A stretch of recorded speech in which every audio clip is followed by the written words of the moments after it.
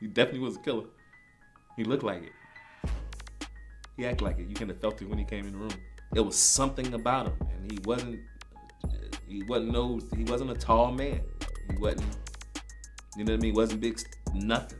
But to me, he looked like, you know, that wasn't the one to with. Interrogé par Art of Dialogue, voici ce que Danny Boy, un artiste de Death Row, avait à dire au sujet de Poochie. Bien que cela n'ait jamais été prouvé au tribunal, on pense que c'est lui qui a tiré le coup de feu qui a tué Biggie. Malheureusement, la famille de Biggie n'a pas pu assister au procès du tueur présumé. Cependant, dans cette vidéo, nous allons voir ce qui est arrivé à Poochie, le tueur de Biggie Smalls. Différentes théories impliquant des gangs et même une maison de disques ont été avancées pour expliquer la mort de Biggie. Cependant, une enquête criminelle menée en 2005 a désigné Poochie comme le tueur potentiel. Cependant, il ne s'agit que de spéculation. À l'heure actuelle, l'affaire du meurtre du rappeur n'est toujours pas résolue.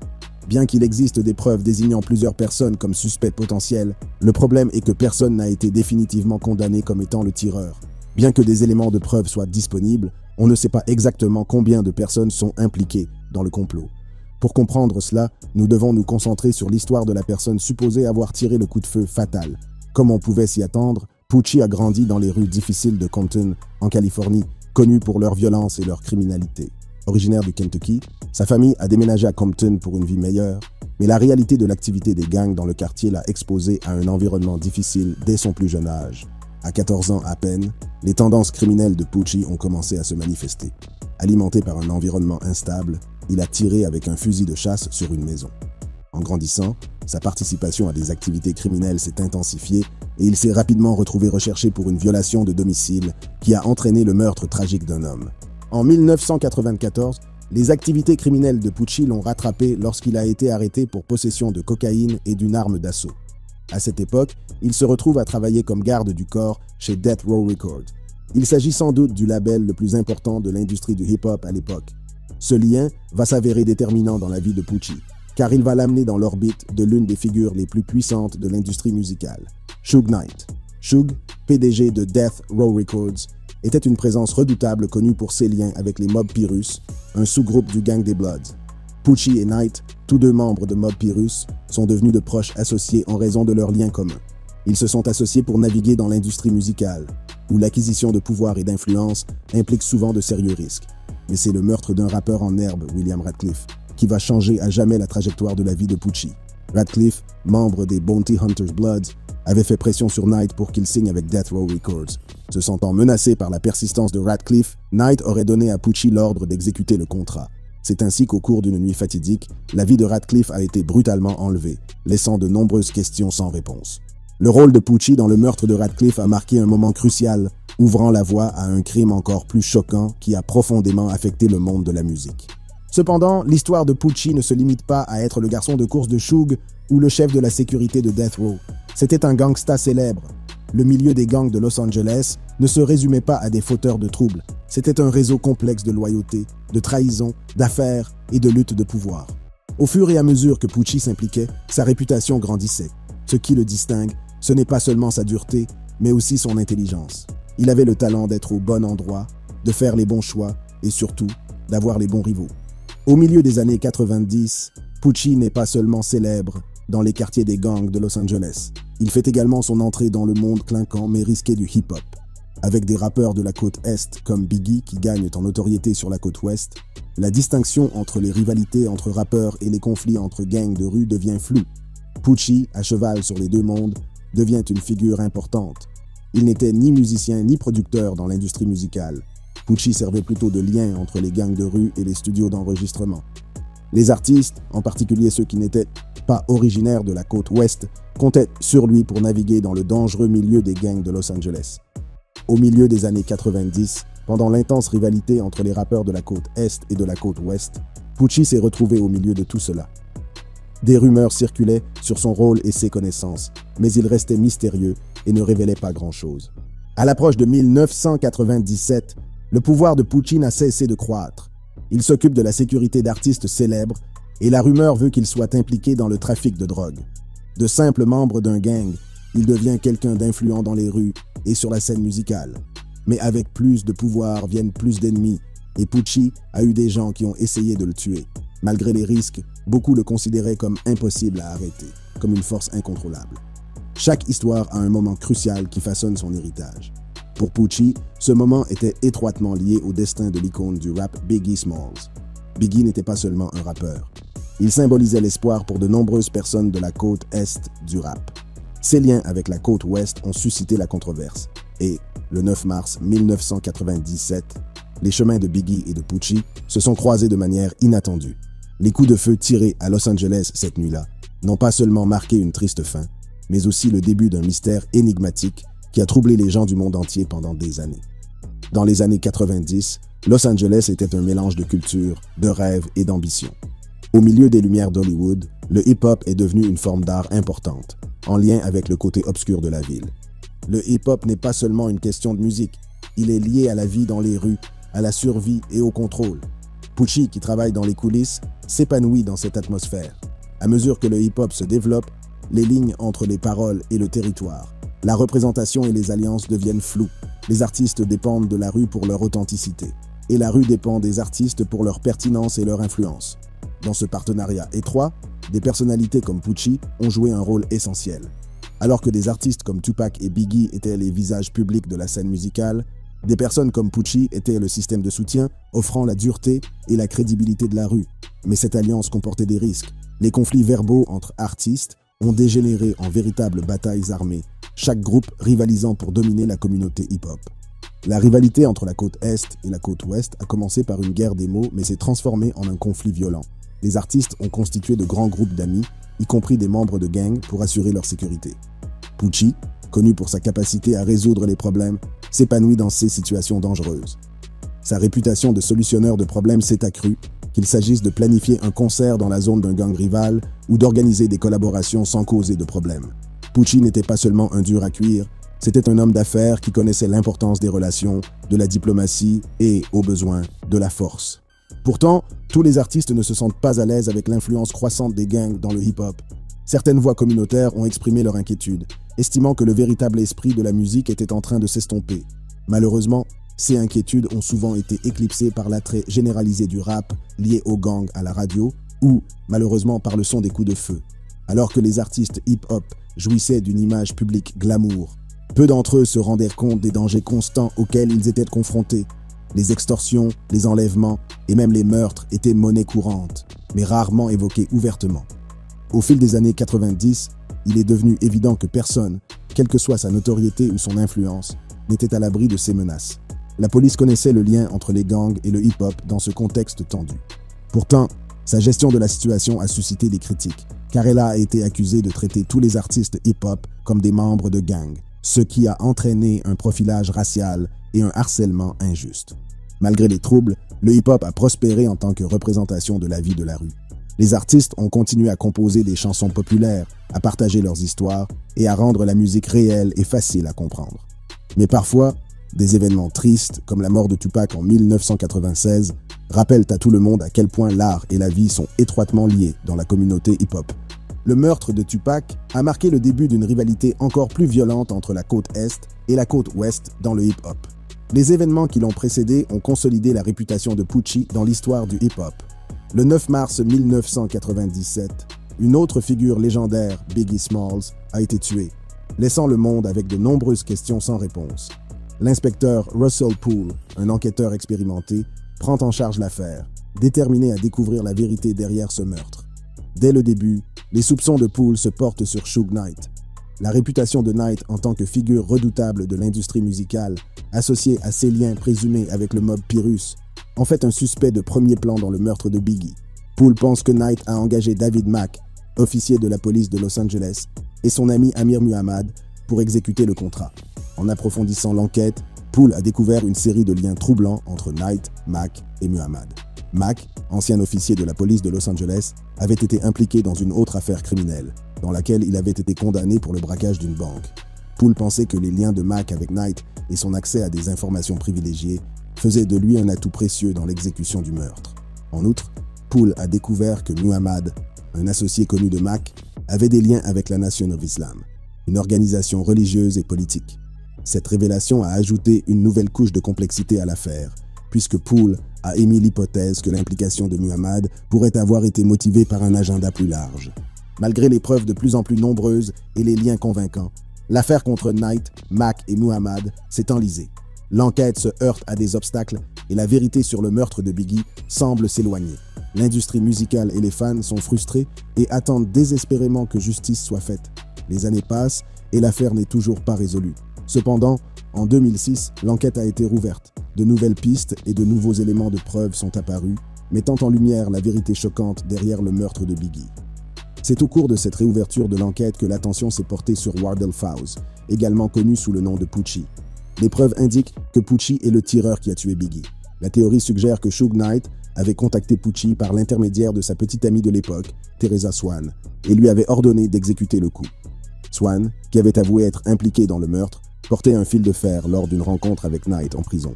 Cependant, malgré les efforts déployés pour obtenir des preuves à charge, rien de substantiel n'a été obtenu lors de cette rencontre.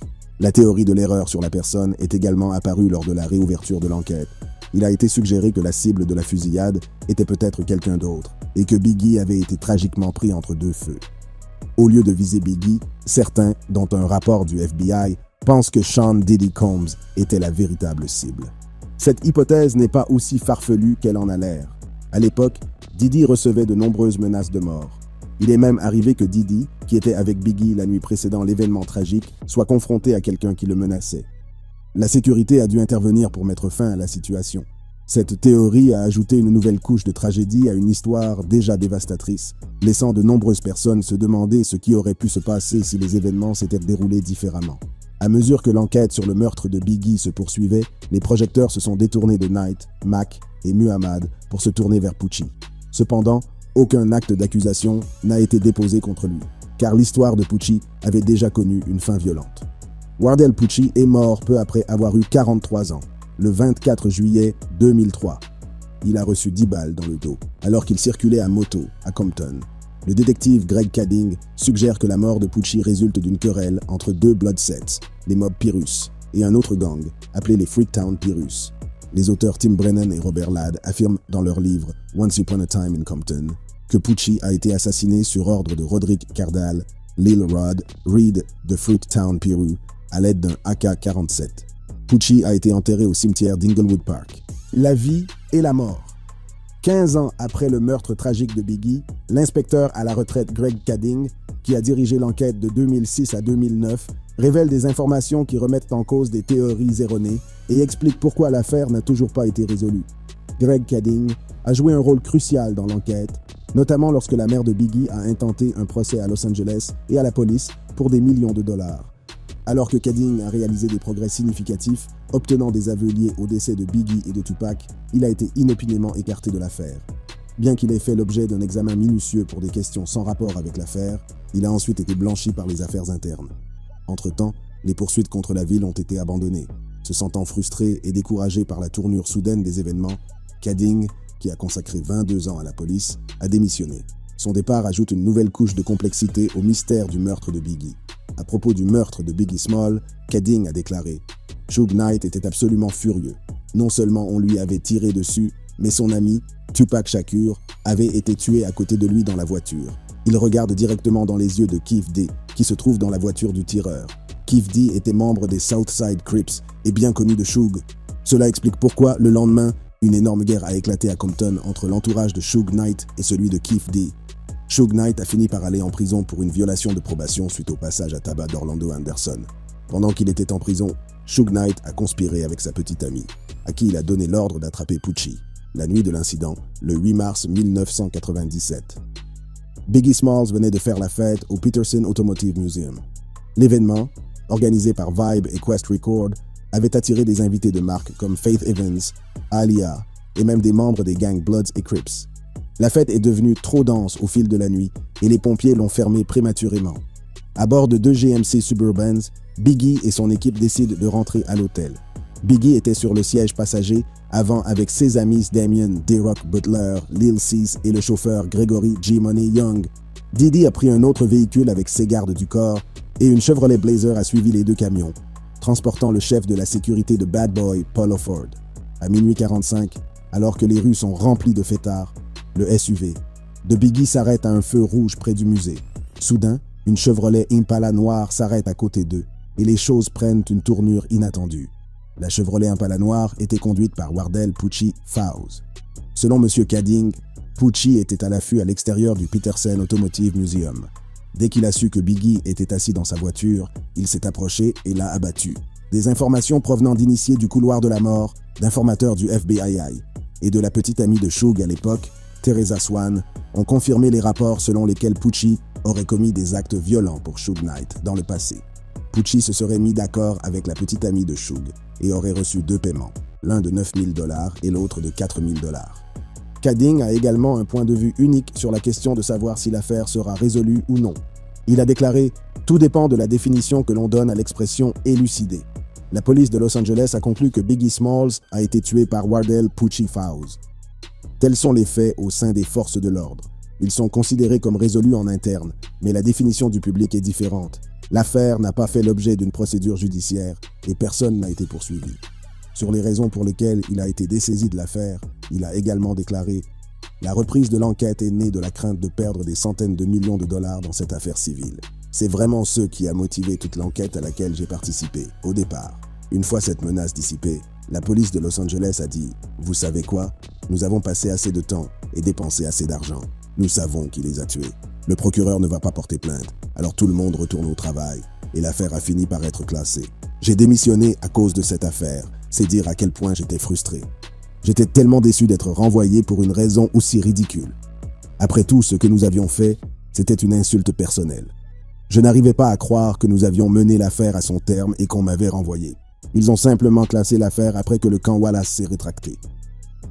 Examinons l'ascension de Biggie Smalls vers la célébrité. À Brooklyn, New York, Biggie Smalls a été témoin des dures réalités de la vie dans la rue dès son plus jeune âge.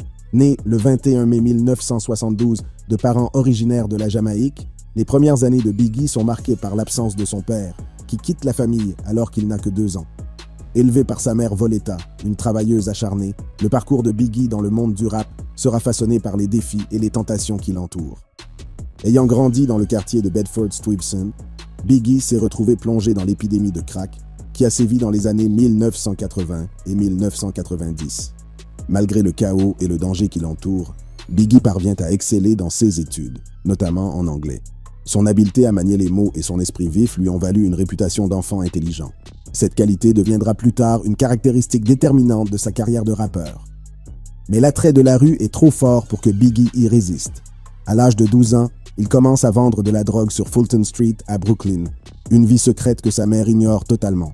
Voletta n'a découvert les activités illicites de son fils qu'à travers sa musique et ses magazines. Elle a lu des articles sur son implication dans le trafic de drogue et a été choquée de réaliser qu'elle n'avait pas été au courant de ses activités dangereuses. L'implication de Biggie dans le trafic de drogue s'est intensifiée au fil des ans, ce qui lui a valu plusieurs démêlés avec la justice. En 1989, il est arrêté pour possession d'armes et condamné à une peine de 5 ans de mise à l'épreuve. Cependant, l'année suivante, Biggie ne respecte pas sa mise à l'épreuve. Ses ennuis se poursuivent lorsqu'il est accusé de trafic de cocaïne en Caroline du Nord, ce qui lui vaut une peine de 9 mois d'emprisonnement. Malgré les conséquences juridiques, l'honnêteté de Biggie concernant son implication dans le trafic de drogue l'a aidé à construire un personnage de gangsta rap fondé sur l'authenticité. Il n'a pas eu peur de son passé, mais l'a au contraire assumé, utilisant ses expériences pour alimenter sa musique. Intéressé par le rap dès son plus jeune âge, Biggie commence à se produire avec des groupes de rap locaux, les Old Gold Brothers. C'est là que son habileté à manier les mots, tant à l'oral qu'à l'écrit, est célébrée et appréciée. À l'âge de 13 ans, la présence physique de Biggie correspond à ses prouesses lyriques. Du haut de son mètre 90 et de sa forte corpulence, il est surnommé Big dans son enfance, un surnom qu'il utilisera plus tard dans sa carrière d'MC sous les noms de Biggie Smalls, Big Poppa et de Notorious Big. Avec ses amis, Biggie réalise des démos dans sa cave, perfectionnant son art et son style unique. L'une de ces démos a attiré l'attention du rédacteur de la rubrique Unsigned Hype du magazine The Source, une publication connue pour découvrir les talents émergents. La démo finit par arriver aux oreilles de Diddy, qui travaillait à l'époque chez Uptown Records. Diddy, impressionné par la voix de baryton de Biggie et sa capacité à rimer sans effort, n'a pas tardé à le faire signer par son nouveau label, Bad Boy Records, qui a vu le jour en 1993. Diddy voit en Biggie quelque chose de spécial et pense que son talent peut le propulser vers les sommets de l'industrie du rap. Le premier album de Biggie, Ready to Die, sorti en 1994, est un chef-d'œuvre en partie autobiographique qui a été acclamé par la critique. L'album met en valeur la capacité de Biggie à raconter des histoires et son authenticité brute, ce qui lui vaut une base de fans dévoués. Des titres comme Juicy, One More Chance et Big Poppa dominent les ondes, ce dernier atteignant la 6e place du Billboard Hot 100. Le succès de Ready to Die a consolidé le statut de Biggie comme l'un des rappeurs les plus talentueux et les plus influents de son époque. Ready to Die reflète les expériences tumultueuses de Biggie, tant dans la rue que dans ses relations personnelles. Les succès de l'album, tels que Juicy, One More Chance et Big Poppa, ont dominé les ondes et catapulté Biggie dans le grand public. Le succès de Ready to Die est sans précédent pour un premier album. Il a atteint la 13e place du Billboard 200 et a été certifié 4 fois disque de platine par la Recording Industry Association of America.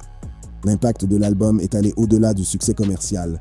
Il a démontré la capacité de Biggie à transcender les frontières du rap et à toucher des publics de tous horizons. La capacité unique de Biggie à raconter des histoires l'a distingué de ses pairs. Ses paroles décrivent de manière saisissante les luttes et les triomphes qu'il a vécus. Des rues de Brooklyn à l'attrait d'une vie criminelle, les mots de Biggie transportèrent les auditeurs dans son monde. Son authenticité trouve un écho auprès des fans qui se reconnaissent dans sa musique. Le premier single de l'album, Juicy, célèbre l'ascension de Biggie de ses débuts modestes à la célébrité du rap. La chanson reprend le morceau Juicy Freedom Tomb et les paroles introspectives de Biggie sur son parcours. Elle est devenue un hymne pour ceux qui osent rêver grand et surmonter l'adversité. Juicy a atteint la 27e place du Billboard Hot 100 et est devenue l'une des chansons emblématiques de Biggie. One More Chance est un autre titre phare de Ready to Die. Il met en évidence le flow fluide de Biggie et sa capacité à passer sans effort de paroles enjouées à des paroles provocantes. Le refrain accrocheur et le rythme contagieux de la chanson en ont fait un succès immédiat, atteignant la 2e place du Billboard Hot 100. Mais c'est Big Poppa qui est devenu l'une des chansons les plus emblématiques de Biggie. Le titre met en valeur sa personnalité suave et confiante, avec des paroles qui exsudent le charme et l'arrogance. Big Poppa a atteint la 6e place du Billboard Hot 100 et a valu à Biggie une nomination pour le Grammy Award de la meilleure performance rap en solo en 1996. Au-delà de son succès en solo, Biggie a également mené son groupe protégé, Junior Mafia, vers le succès. Le groupe, qui comprend des amis de Biggie tels que Lil Kim, sort son premier album, Conspiracy, en 1995. L'album contient le Single Player's Anthem. L'impact de Biggie sur l'industrie du rap ne peut être surestimé. Son style unique et ses prouesses lyriques ont inspiré une nouvelle génération d'artistes. Son succès a ouvert la voie à d'autres rappeurs de la côte Est et a contribué à consolider la place de New York en tant que puissance du hip-hop. Mais en coulisses, la vie personnelle de Biggie était pleine de bouleversements. Il a eu une fille, Tiana, avec son ex-petite amie Jan Jackson, mais leur relation s'est détériorée et ils se sont séparés 8 mois seulement après la naissance de Tiana. Dans une interview accordée à XXL, Jan Jackson a révélé l'étendue des infidélités de Biggie, déclarant qu'il avait un charisme magnétique qui attirait des femmes de tous horizons. Son charme et sa personnalité étaient irrésistibles, même avant qu'il n'atteigne la gloire et la fortune. 1 mois avant la sortie de son premier album, Biggie a choqué le monde en épousant la chanteuse de R&B Faith Evans. Leur idylle a commencé après leur rencontre lors d'une séance de photos pour Bad Boy Records. Biggie a parlé avec tendresse de leur relation, déclarant qu'il l'avait épousée après l'avoir connue pendant 8 jours. Cependant, la rapidité de leur fréquentation n'a pas permis d'établir une base solide pour leur mariage, et le couple s'est rapidement séparé. Des informations sur la liaison de Biggie avec sa compatriote Lil Kim sont apparues, ce qui a aggravé les tensions entre Biggie et Faith Evans. La liaison est devenue publique et des rumeurs de violence dans la relation entre Biggie et Lil Kim ont commencé à circuler. Lil Kim confirme la liaison et révèle que l'histoire selon laquelle Biggie l'aurait menacé d'une arme lors d'une séance en studio est proche de la vérité. Le moins que l'on puisse dire, c'est que leur relation était tumultueuse. Malgré les difficultés qu'il a rencontrées, le talent de Biggie a continué à briller. Sa capacité à captiver le public avec ses mots et sa présence magnétique sur scène ont fait de lui une force avec laquelle il fallait compter. C'était un véritable orfèvre, un auteur de rimes complexes et d'images vivantes. Biggie a déclaré un jour « Je suis vraiment un écrivain. Je ne sais même pas comment faire du freestyle. » Son dévouement à son métier et son souci d'authenticité l'ont distingué de ses pairs. Le lien avec Tupac. Nombreux sont ceux qui pensent que le meurtre de Biggie est une vengeance pour le meurtre de Tupac, car les 2 incidents ont donné lieu à des fusillades au volant d'une voiture. À l'époque, le hip-hop de la côte Est et celui de la côte Ouest se livrent une rivalité féroce, et l'animosité personnelle entre Tupac et Biggie ne fait qu'ajouter aux tensions. Biggie, qui représentait la côte Est, était une figure majeure. tandis que Tupac jouissait d'un statut similaire sur la côte ouest. Cependant, leurs histoires sont un peu plus profondes. C'est en 1993 que le destin a réuni deux des figures les plus influentes de l'histoire du hip-hop. Leur rencontre s'est révélée être un moment décisif dans leur vie à tous les deux, ouvrant la voie à une relation compliquée. Le cadre était Los Angeles, où Tupac tournait son rôle dans le film Poetic Justice. C'est là que les chemins de Tupac et de Biggie se croisent pour la première fois. Alors que les caméras tournent, Tupac, qui est déjà une star montante du rap, est attiré par la musique de Biggie Smalls, alors en pleine ascension. Le jeune rappeur de Brooklyn vient de sortir son premier single, Party and Bullshit, qui fait des vagues dans l'industrie. Tupac, connu pour son oreille attentive et son goût impeccable, ne peut s'empêcher de le remarquer. Par chance, Tupac avait le single de Biggie avec lui sur le plateau de tournage. Il ne peut s'en passer, impressionné par le talent et les paroles de Biggie. Tupac, qui est déjà un grand artiste, voit dans la musique de Biggie quelque chose d'unique. La rumeur s'est rapidement répandue sur le plateau que Tupac défendait le single de Biggie et le buzz autour du jeune rappeur s'est développé de manière exponentielle. Cet appui d'un vétéran expérimenté comme Tupac a changé la donne pour Biggie, le propulsant sous les feux de la rampe et consolidant son statut de force avec laquelle il faut compter. Mais leur rencontre ne s'est pas faite sans heurts. Le fossé géographique qui sépare leurs côtes respectives va bientôt devenir un facteur déterminant dans leur relation. Malgré la rivalité régionale qui couvait en arrière-plan, Tupac et Biggie ont forgé une véritable connexion. Ils reconnaissent le talent de l'autre et respectent son art. Cette admiration mutuelle transcendait les frontières superficielles de la querelle entre la côte Est et la côte Ouest. Leur lien a continué à se développer au fur et à mesure qu'ils se croisaient à l'occasion de divers événements du secteur. Ils se retrouvaient souvent engagés dans des conversations profondes sur leurs expériences communes, en tant que jeunes hommes noirs, naviguant dans l'industrie musicale. L'un dans l'autre, ils trouvaient réconfort et compréhension, un lien rare que peu de gens pouvaient comprendre. Mais alors que leur carrière atteignait de nouveaux sommets, les tensions entre leurs côtes respectives s'intensifiaient. C'était au milieu des années 1990, une époque où le hip-hop était à son apogée et où l'industrie musicale était en proie à la concurrence. Tupac, associé à Death Row Records et à son redoutable PDG, Marion Suge Knight, devient le visage du mouvement West Coast. De son côté, Biggie, signé chez Bad Boy Records sous la houlette de Sean Diddy Combs, représente la côte Estimated les médias, toujours avides de sensationnel, joue la carte de la rivalité, opposant Tupac et Biggie dans une lutte pour la suprématie. Les paroles de leurs chansons sont devenues des munitions dans la guerre des mots, avec des insultes à peine voilées et des messages subliminaux dirigés l'un vers l'autre. Mais sous la surface, c'est une histoire plus profonde qui se déroule.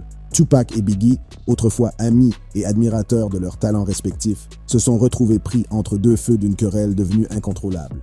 La pression de la célébrité, le poids des attentes et la surveillance constante ont mis à mal leur relation. En 1994, la tension entre Tupac et Biggie atteint un point de rupture.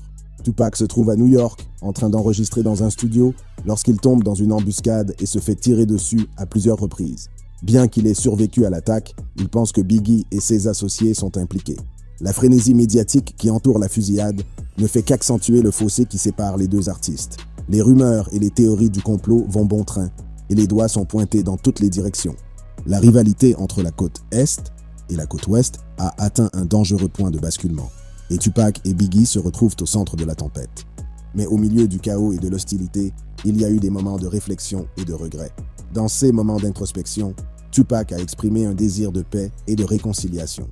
Il reconnaît la nature destructrice de la querelle et le poids qu'elle fait peser sur lui et sur Biggie. Cependant, ces moments de clarté étaient fugaces, éclipsés par les forces plus importantes en jeu. Tragiquement, la querelle atteindra son point culminant dévastateur. Le 7 septembre 1996, Tupac Shakur est abattu à Las Vegas. La perte d'un artiste aussi talentueux et influent choque l'industrie musicale et laisse un vide qui ne pourra jamais être comblé. 6 mois plus tard, le 9 mars 1997, le monde est à nouveau secoué par une tragédie. Biggie Smalls est abattu à Los Angeles. Les meurtres de Tupac et de Biggie ont marqué la fin d'une époque et laissé un impact durable sur la communauté hip-hop. Ces décès ont également suscité un regain d'intérêt pour leur musique et leur héritage. Leurs albums se sont hissés en tête des hit-parades, les fans étant avides d'entendre leurs paroles géniales. Dans les années qui ont suivi leur mort, de nombreux documentaires, livres et films ont été publiés, cherchant à faire la lumière sur la vie et la mort de Tupac et Biggie. L'histoire de leurs relations compliquées et les circonstances entourant leur meurtre ont fait l'objet d'un examen minutieux et d'une grande fascination. Quelles que soient les théories et les spéculations, une chose reste claire. La mort de Tupac et de Biggie a été une perte tragique pour le monde de la musique. Leur absence a laissé un vide qui ne pourra jamais être comblé. Si vous avez aimé cette vidéo, cliquez sur la carte qui s'affiche en ce moment sur votre écran pour accéder à d'autres vidéos.